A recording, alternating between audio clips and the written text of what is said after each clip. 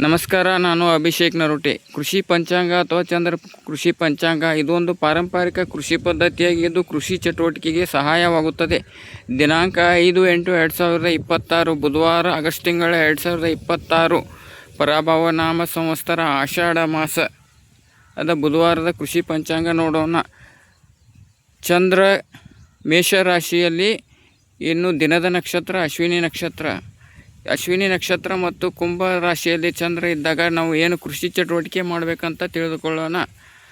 ಮರಗಳನ್ನು ನೆಡಲು ಅಥವಾ ಗಿಡಗಳನ್ನು ಹಚ್ಚಲು ಒಳ್ಳೆಯ ಸಮಯವಿರುತ್ತದೆ. ಇನ್ನು ಚಂದ್ರ ಕುಂಭ ರಾಶಿಯಲ್ಲಿ ಮೇಷರಾಶಿಯಲ್ಲಿ ಬಂದಾಗ ಇದು ಅಗ್ನಿ ತತ್ವವಾಗುತ್ತದೆ. ಅಗ್ನಿ ತತ್ವವಾದಾಗ, ಫೈರ್ ಎಲಿಮೆಂಟ್ ಆದಾಗ ತೋಟಗಾರಿಕಾ ಬೆಳೆ ಅಥವಾ ಹಣ್ಣುಗಳಿಗೆ ಸಂಬಂಧಪಟ್ಟ ಕೃಷಿ ಚಟುವಟಿಕೆ ಮಾಡಲು ಒಳ್ಳೆಯ ಸಮಯ. ಕಟಾವು, ಮಾರುಕಟ್ಟೆ, ಸ್ಥಳಾಂತರ ಇತ್ಯಾದಿ ಕೆಲಸಗಳಿಗೆ ಒಳ್ಳೆಯ ಸಮಯವಿರುತ್ತದೆ. ಧನ್ಯವಾದ.